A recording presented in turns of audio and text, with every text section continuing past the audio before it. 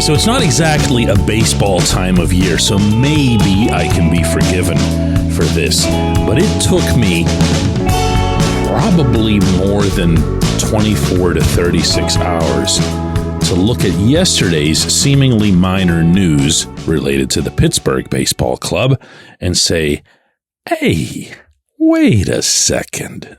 Good morning to you. Good Thursday morning. I'm Dejan Kovacevic of DK Pittsburgh Sports.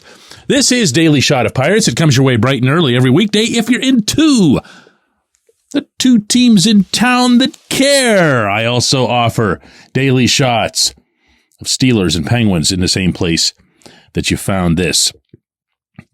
The poaching, as I was told they're referring to it on the inside, of Kevin Tenenbaum from the Guardians management staff, which, by the way, has yet to be formally announced. And as I have shared with you, what I'm hearing is that it won't just be one person. It'll be two people coming from Cleveland. I have no idea at all what the second one is.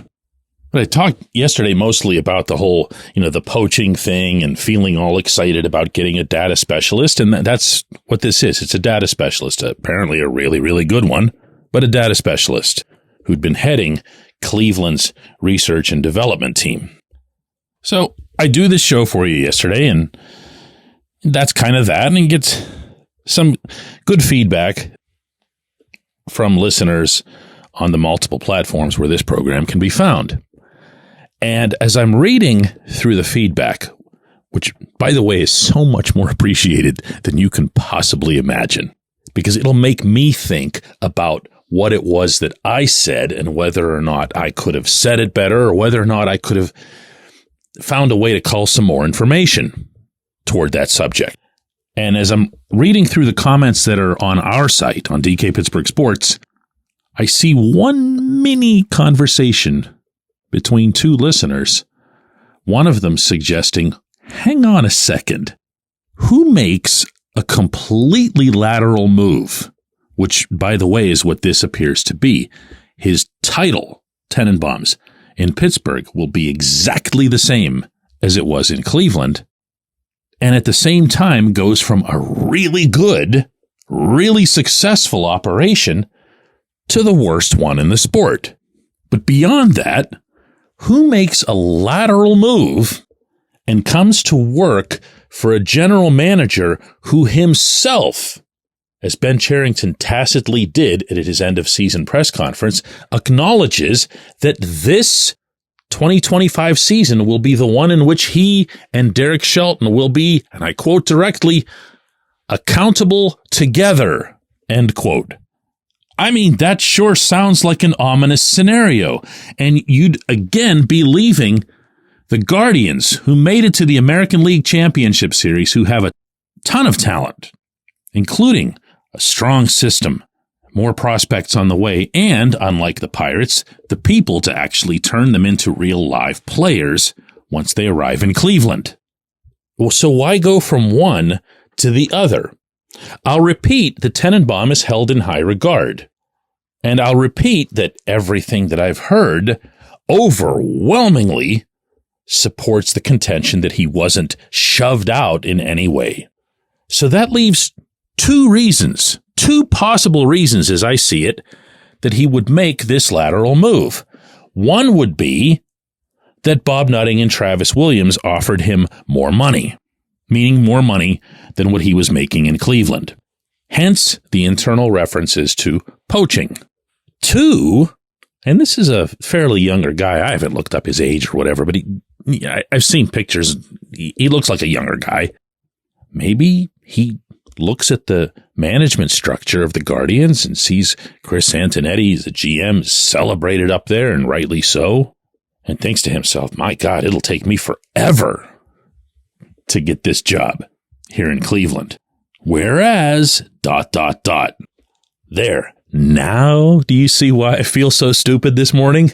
Okay, now that makes sense, maybe we have a fuller context, because the first possibility that Nutting and Williams paid him some king's ransom doesn't exactly fit in character. The second one, though, when we come back, J1Q. It's Gun Storage Check Week. Help prevent unwanted access to your firearms. No one wants their unsecured gun to be used in an accident, a suicide, or a crime. Use lockboxes, safes, and locks to secure your firearms. Learn more at gunstoragececk.org. That's gunstoragececk.org. Brought to you by NSSF, the Firearm Industry Trade Association.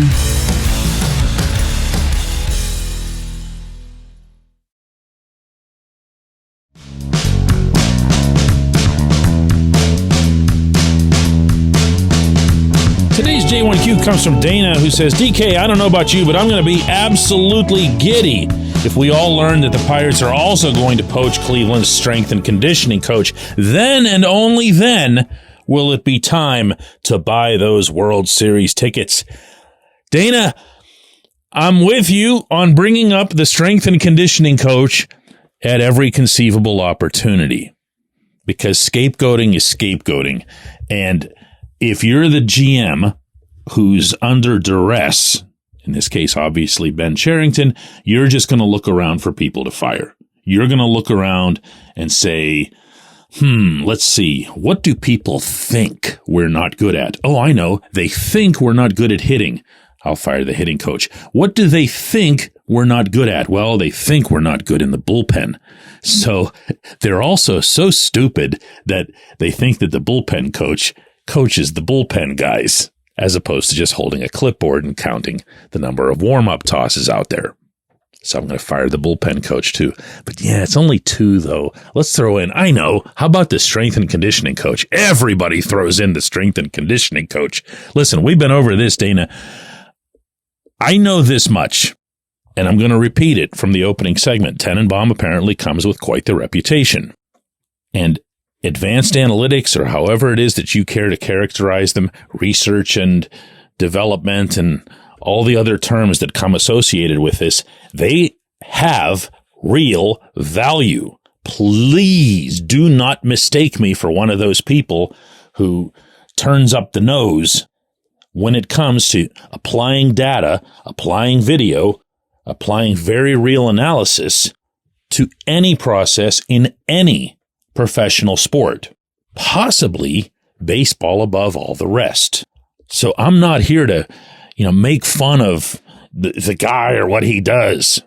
Rather, it's that these guys, the existing guys, the ones already here, take this so drop dead seriously and prioritize it so far above everything else that they forget and lose sight of, watching Brian Dela Cruz play baseball. It doesn't take a thesis on Dela Cruz to see that he wasn't going to add anything here. Heck, they could have gone back to Bill James's first handbook or just Moneyball and read up on the value of on-base percentage. And they could have seen, in part based on ballpark factors and other things, that, okay, yeah, he hit 18 home runs, but he had a 289 on base percentage. Where did you think a 289 base percentage? Where did you think 289 was going to take him? And you knew he was bad defensively, so you knew he wasn't going to add anything to you out there. You knew that he was expensive, at least by the Pirates standards, and you added him anyway. And he became the headline guy that you get in the trade deadline. And then you fire your top analytics person? Did the GM have no role in this acquisition? I find that kind of hard to believe. Just as I find it hard to believe that there weren't actual baseball people somewhere in that building, or somewhere in that structure saying, whoa, hang on a second. This dude doesn't get on base. It's right here. It's right here under the column marked OBP. He doesn't get on base. I appreciate the question. I appreciate everybody listening to Daily Shot of Pirates. We will have another one of these tomorrow.